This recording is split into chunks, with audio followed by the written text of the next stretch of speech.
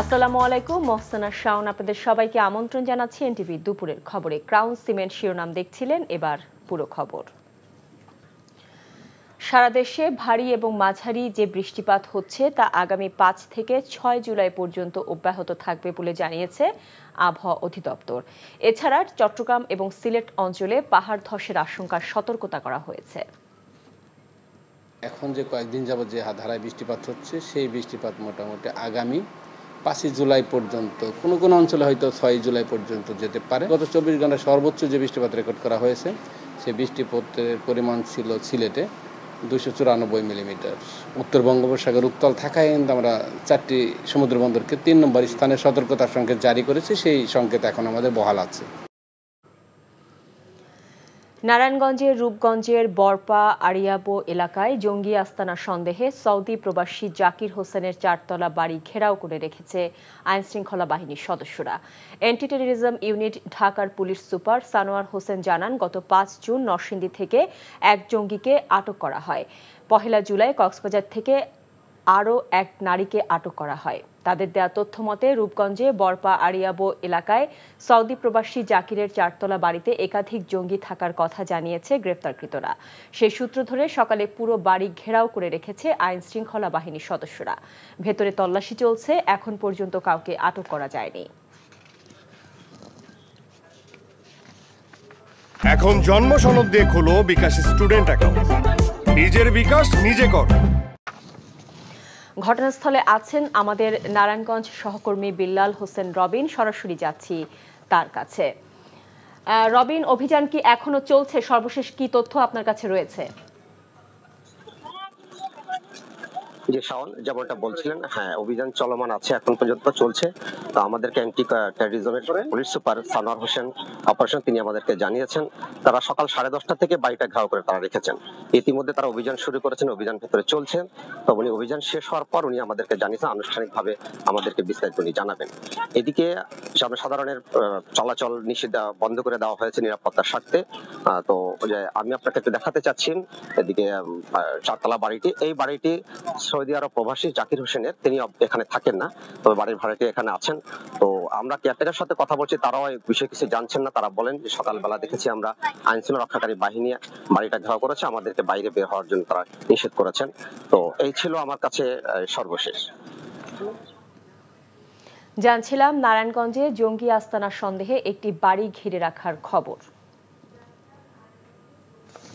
সর্বজনীন পেনশন ব্যবস্থায় শিক্ষকদের অন্তর্ভুক্ত করে ঘোষিত প্রত্যয় স্কিম বাতিলের দাবিতে দ্বিতীয় দিনের মতো কর্মবিরতি পালন করছেন দেশের সকল পাবলিক বিশ্ববিদ্যালয়ের শিক্ষকরা। বিশ্ববিদ্যালয়ের ক্লাস পরীক্ষা সহ দাপ্তরিক সব কার্যক্রম থেকে নিজেদের বিরত রাখছেন তারা। পাশাপাশি দাবি আদায়ে ঘণ্টাব্যাপী অবস্থান কর্মসূচি পালন করেন শিক্ষকরা। বিস্তারিত জুনায়েদ আল হাবিবের রিপোর্টে। এখন জন্ম সনদ দিয়ে খোলো বিকাশ স্টুডেন্ট অ্যাকাউন্ট। নিজের বিকাশ নিজে কর। সর্বজনীন পেনশন স্কিম প্রত্যাহারের দাবিতে বেশ কিছুদিন ধরে অস্থির দেশের পাবলিক বিশ্ববিদ্যালয়গুলো। সোমবার থেকে সর্বাত্মক আন্দোলনে গেছেন শিক্ষকরা। এতে অচল হয়ে পড়েছে দেশের পাবলিক বিশ্ববিদ্যালয়গুলো। ক্যাম্পাসে নেই শিক্ষার্থীদের আনাগোনা। সরকার ঘোষিত প্রত্যয় স্কিম বৈষম্যমূলক দাবি করে শিক্ষক নেতারা বলছেন, বিশ্ববিদ্যালয় শিক্ষকদের এই স্কিমের আওতায় এনে তাদের জিম্মি করা হচ্ছে। 13ই মার্চ রাতের অন্ধকারের মতোই দিনের বেলা কারসাজি করে হঠাৎ করে স্বশাসিত স্বায়ত্তশাসিত রাষ্ট্রায়ত্ত ব্যাংকের জন্য নতুন এই স্কিমটি আপনারা জুড়ে দিলেন। কত ক্ষমতাবান, কত ক্ষমতাবান! বহু ক্ষমতাবানকে দেখছি আজ যে রাজা, কাল সে ভিক্ষা চায়। বুয়েট প্রশাসনিক ভবনের সামনে অবস্থান নিয়ে দাবি আদায় না হওয়া পর্যন্ত আন্দোলন চালিয়ে যাওয়ার ঘোষণা দেন বিশ্ববিদ্যালয় শিক্ষক সমিতি ফেডারেশনের নেতারা।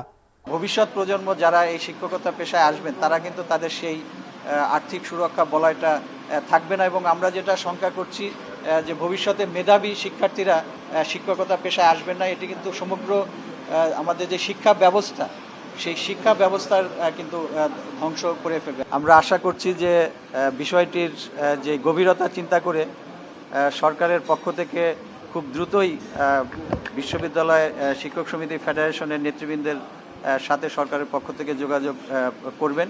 সরকার আমাদের এই যে 3 দফা আমরা দাবি দিয়েছি, প্রত্যেক স্কিম প্রত্যাহার, তারপর আমাদের সুপার গ্রেড, আরেকটি হলো যে আমাদের স্বতন্ত্র বেতন স্কেল, তাহলেই কিন্তু আমার মনে হয় যে আমাদের দাবিগুলো পূরণ করলে আমরা ক্লাসে ফেরত যাব।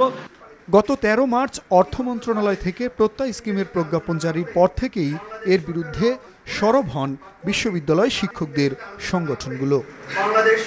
জুনায়েদ আল হাবিব, এনটিভি নিউজ, ঢাকা। স্বার্থ বিসর্জন করে দেশের ওপর দিয়ে ভারতের রেল জনগণ চলতে দেবে না, দেশের জনগণই তা রুখে দেবে। বিএনপি চেয়ারপারসনের উপদেষ্টা জয়নাল আবদিন ফারুক মন্তব্য করে বলেছেন, সরকার নিজেদের ক্ষমতাকে পাকাপোক্ত করতেই তাদের কাছে সব বিকিয়ে দিয়েছে। জাতীয় প্রেসক্লাবের সামনে এক অনুষ্ঠানে তিনি একথা বলেন। পানির ন্যায্য হিস্যা আদায় করতে না পারা, সীমান্ত হত্যা বন্ধ না হওয়ার উল্লেখ করে জয়নাল আবদিন ফারুক বলেন, সরকারের নতজানু নীতির কারণেই ক্ষতিগ্রস্ত হচ্ছে দেশ এবং দেশের মানুষ।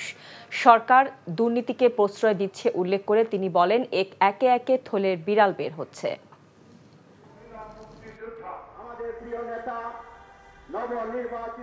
যারা 25 বছর গোলামী চুক্তি স্বাক্ষর করে বাংলাদেশের স্বাধীনতার প্রতি অসম্মান দেখিয়েছিল, আবার নতুন করে আবার সমঝোতা স্বাক্ষরের নামে বাংলাদেশের স্বাধীনতা সার্বভৌমত্ব আজকে খর্ব করার পথে আপনারা জীবনের যত শক্তি আছে সকল শক্তি প্রয়োগ করে বাংলাদেশে হিন্দুস্তানের আগ্রাসন এর রেল লাইন নির্মাণ বন্ধ করব।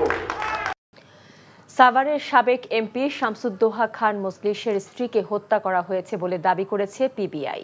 সকালে সংবাদ সম্মেলনে এ দাবি করেন পিবিআই প্রধান বনজ কুমার মজুমদার। বড় মেয়ে শামীমা তাহের পপি এ হত্যার সঙ্গে জড়িত বলে জানানো হয়।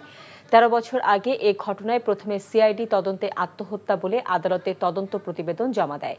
পরবর্তীতে পিবিআইকে আবারও তদন্তের নির্দেশ দিলে প্রাথমিক তদন্তে হত্যার বিষয়টি উঠে আসে।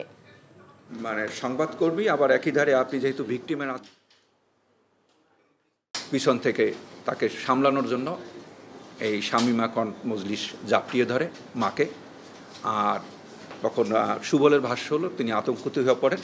তখন পাশে ছিল একটি ফল কাটা ছুরি, সেই ফল কাটা ছুরি দিয়ে এক পাশে 2 পোজ দেন এবং আর এক পাশে আর একটি পোজ দেন। সে তখন ওই ভাঙছে, ইলেকট্রিক বোর্ডটা ভাঙছে, ভেঙে ওই তার টেনে বের করছে। তার টেনে বের করে ওই ইলেকট্রিক শক দিছে, যেটি পোস্টমর্টেম বা কোথাও আসেনি বা এরকম আমাদের কোনো আলামতও ছিল না। দুর্নীতি রোধে সরকারি কর্মকর্তা ও তাদের পরিবারের সম্পদের হিসাব আইন অনুযায়ী সংগ্রহ করতে নির্দেশ দিয়েছে হাইকোর্ট। একই সাথে 3 মাসের মধ্যে অগ্রগতি প্রতিবেদন দাখিল করতেও বলা হয়েছে। এ সংক্রান্ত রিটের শুনানিতে মঙ্গলবার বিচারপতি নজরুল ইসলাম তালুকদার ও বিচারপতি কাজী ইবাদত হোসেনের দ্বৈত বেঞ্চ এ আদেশ দেন। এর আগে সোমবার সরকারি কর্মকর্তা কর্মচারীদের সম্পদের হিসেব আইন অনুযায়ী দাখিল এবং ওয়েবসাইটে প্রকাশের নির্দেশনা চেয়ে হাইকোর্টে রিট করেন সুপ্রিম কোর্টের আইনজীবী সুবীর নন্দী দাস। আজ শুনানিতে আদালত বলেন, দুর্নীতি সুশাসনের অন্তরায় সব শ্রেণী পেশার মানুষকে ঐক্যবদ্ধভাবে দুর্নীতির বিরুদ্ধে আন্দোলন গড়ে তুলতে হবে। কক্সবাজারের চকরিয়া চিংড়ি ঘের এলাকায় অভিযান চালিয়ে অস্ত্রসহ 4 সন্ত্রাসীকে গ্রেফতার করেছে র্যাব। দুপুরে ব্রিফিংয়ে র্যাব জানায়, গত 19 জুন রাতে চিরিঙ্গা ইউনিয়নের গোলদিয়ায় 7টি চিংড়ি ঘেরে হানা দেয় সন্ত্রাসী দল। অভিযোগ পাওয়ার পর গতরাতে র্যাব সদর দপ্তরে গোয়েন্দা শাখার একটি দল চকরিয়া থানার কোরালখালী এলাকায় অভিযান চালিয়ে 4 সন্ত্রাসীকে গ্রেফতার করে। তাদের আস্তানা থেকে উদ্ধার করা হয় বেশ কিছু দেশীয় তৈরি আগ্নেয়াস্ত্র।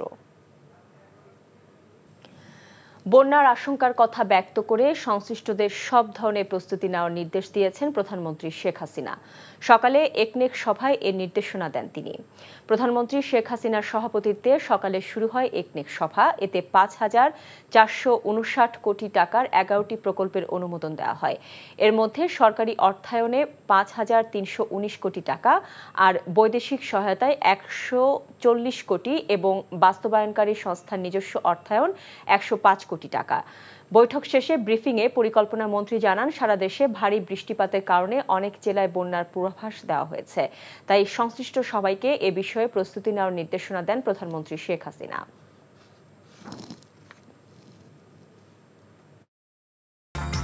এই ছিল দুপুরের খবরে। এই খবরের ভিডিও সহ আপডেট জানতে ভিজিট করুন এনটিভি অনলাইন www.ntvbd.com। এছাড়াও এনটিভি জনপ্রিয় সব অনুষ্ঠান ও খবরের আপডেট জানতে ভিজিট করুন আমাদের ইউটিউব ও ভেরিফাইড ফেসবুক পেজ।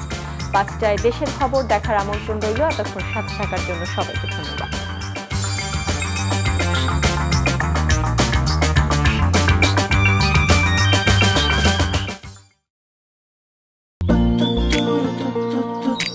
জীবনে এত মেয়ে দেখলাম, কই কোনদিন তো কারোর জন্য এরকম লাগেনি।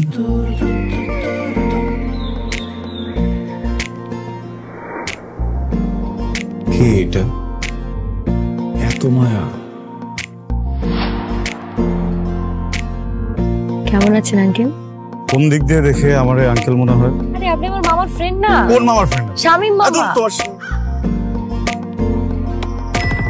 শামীম মামা। আস্তাগফিরুল্লাহ। কি করছিস তুই? এটা আমার ভাগ্নি মায়া। আমি নাই মামা। Thank you uncle. এই আগে জানলে আমি জীবনও স্বামীর সাথে মিশতাম না। জীবনের প্রথম একটা আমি ভালো লাগলো, সেইটা নাকি বন্ধুর ভাগ্নি।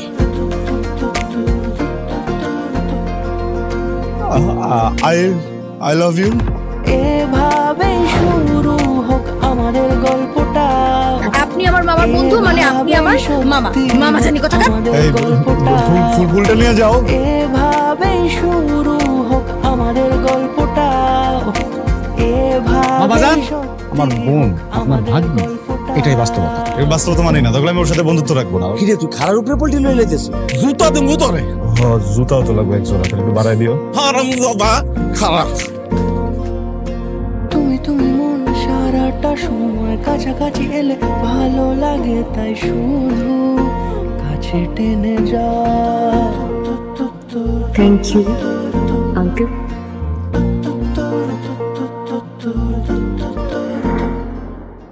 এখন জন্ম সনদ দিয়ে খোলো বিকাশ স্টুডেন্ট অ্যাকাউন্ট।